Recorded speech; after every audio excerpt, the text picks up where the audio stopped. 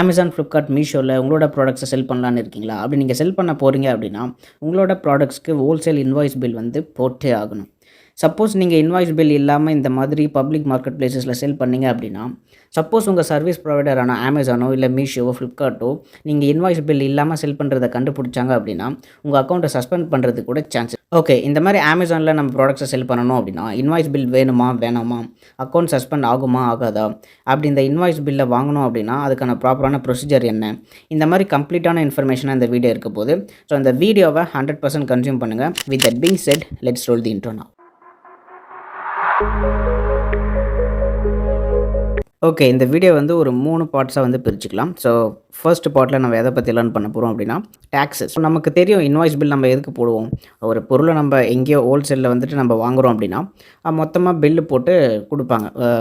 நம்ம வந்துட்டு ஒரு ஃபார் எக்ஸாம்பிள் ஒரு 2 lakhsக்கு வந்து நம்ம கூட்ஸ் பர்ச்சேஸ் பண்ணுறோம் அப்படின்னா, அந்த 2 lakhsக்கான 18% இல்லை உங்கள் ப்ராடக்ட்டுக்கு என்ன ஜிஎஸ்டி நீங்கள் கட்ட போகிறீங்களோ அத்தனை பர்சன்டேஜ் போட்டு நம்ம வந்துட்டு அந்த டேக்ஸ் அமௌண்ட்டை அந்த ஹோல்சேலருக்கு வந்து நம்ம கட்டுவோம். அண்ட் 2 பேரோட ஜிஎஸ்டி வந்து இன்டெகிரேட் ஆகி கிளைமபிள் டேக்ஸ் அது வந்துச்சு அப்படின்னா ஐடிசி ஸ்லாபில் நம்ம வந்துட்டு கிளைம் பண்ணிக்கலாம். அந்த பர்பஸ்க்கு தான் வந்துட்டு இன்வாய்ஸ் பில் போடுவோம். இது எல்லாருக்குமே மோஸ்ட்லி தெரியும். ஸோ தெரியாதவங்க தெரிஞ்சுக்கோங்க. மோஸ்ட்லி எல்லாருக்குமே தெரியும். இதை பற்றி பேச வேண்டிய அவசியம் இருக்காதுன்னு நினைக்கிறேன். செகண்ட் பார்ட்டில் நம்ம எதை பற்றி லேர்ன் பண்ண போகிறோம் அப்படின்னா, இது ஒரு சினாரியோ மாதிரி நான் சொல்கிறேன், அப்படியே புரிஞ்சுக்கோங்க. சப்போஸ் அமேசானில் நல்லா சேல்ஸ் போயிட்டுருக்கு அப்படின்னு வச்சுக்கலாம். உங்களுக்கு ஒரு 300 யூனிட் வந்து மாதம் அப்படியே போகுது. நீங்கள் வந்துட்டு ஓரளவுக்கு ஓகே பிஸ்னஸ் நல்லா போகுது அப்படின்னு இருப்பீங்க. இந்த சினாரியோ வந்து எப்படின்னா, இன்வாய்ஸ் பில் இல்லாமல் நீங்கள் செல் பண்ணும்போது இந்த சினாரியோ நடக்குது. ஓகேவா?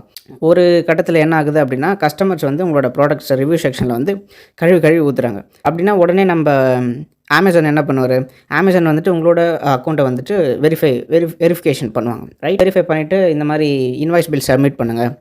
சப்மிட் பண்ணால் தான் வந்துட்டு நீங்கள் ஒரு ஆத்தென்டிக்கான செல்லராக எங்களால் வந்து அப்ரூவ் பண்ண முடியும் அப்படின்னு சொல்லிட்டு சொல்லுவாங்க. அந்த டைமில் வந்துட்டு உங்களால் இன்ஸ்டண்ட்டாக உங்களால் வந்துட்டு இன்வாய்ஸ் பில் ரெடி பண்ணி கொடுக்க முடியாது.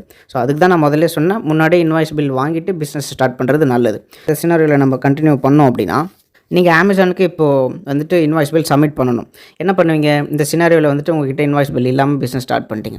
அப்போ என்ன பண்ணுவாங்கன்னா, உங்கள் அக்கௌண்ட்டுக்கு வந்துட்டு மேபி ஒரு ஃபஸ்ட்டு வார்னிங் கொடுத்துட்டு, ஓகே இதுக்கப்புறம் வாங்குறதுல நீங்கள் வந்துட்டு இன்வாய்ஸ் பில் வாங்கி சப்மிட் பண்ணிட்டு தான் உங்களுக்கு வந்து ஆக்டிவ் கொடுக்க முடியும் அப்படின்னு சொல்லுவாங்க. லிஸ்டிங்ஸை மேபி அவங்க வந்துட்டு இன்ஆக்டிவில் போடலாம், இல்லை வந்துட்டு டெலிட் கூட பண்ண சொல்லலாம். அது அவங்களோட விருப்பம். அவங்க சொல்கிறதுக்கு ஏற்ற மாதிரி நம்ம நடந்துக்கணும். அண்டு சப்போஸ் உங்கள்கிட்ட இப்போ இன்வாய்ஸ் பில் இருந்துச்சு அப்படின்னு சொன்னால், நீங்கள் சப்மிட் பண்ண உடனே என்ன தான் ரிவ்யூ செக்ஷனில் உங்களோட ப்ராடக்ட்டை பற்றி பீப்புள் வந்துட்டு என்ன தான் கழுவி ஊற்றினாலும், உங்களோட ப்ராடக்ட்டோட குவாலிட்டியை வந்துட்டு சேஞ்ச் பண்ண சொல்லி வேணால் அமேசான் சைட்லேருந்து சொல்லுவாங்க. அது எப்போ சொல்லுவாங்கன்னா, உங்ககிட்ட proper GST and invoice bill வந்து இருந்தால் தான் உங்களை வந்துட்டு ஒரு ஆத்தென்டிக்கான செல்லர் தான் போல அப்படின்னு சொல்லிட்டு அமேசானே உங்களை வந்துட்டு ஓகே இதுக்கப்புறம் ஒழுங்காக பார்த்துக்கோங்க அப்படின்ற மாதிரி சொல்லுவாங்க.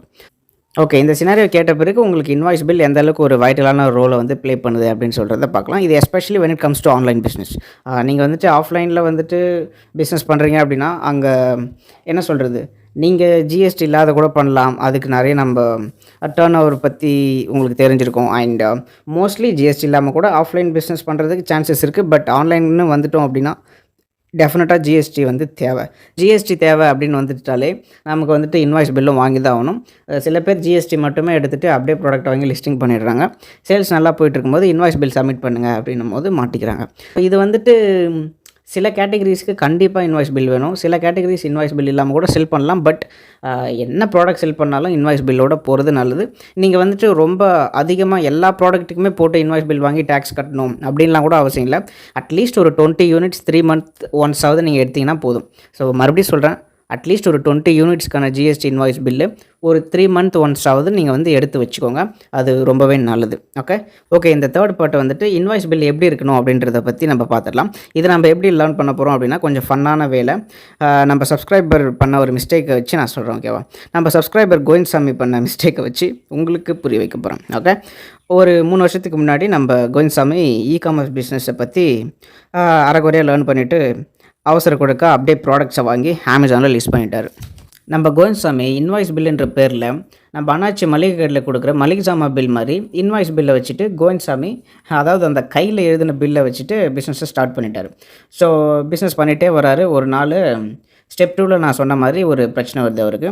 நம்ம ஆட்டோக்கார தம்பியான அமேசான் வந்துட்டு இன்வாய்ஸ் பில்லை சப்மிட் பண்ணுங்கள் அப்படின்னு சொல்லிட்டார்.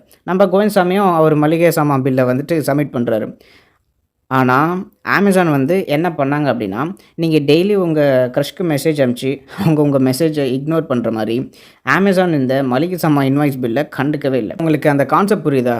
இப்ப எதுக்கு இந்த சினாரியோ சொன்னேன் அப்படின்னா, இன்வாய்ஸ் பில்லுன்ற பேர்ல நெறைய ஆஃப்லைன் ஹோல்சேல் பிசினஸ் ஓனர்ஸ் வந்து இன்னமும் கையில எழுதி குடுத்துட்டு இருப்பாங்க. ரைட்டா?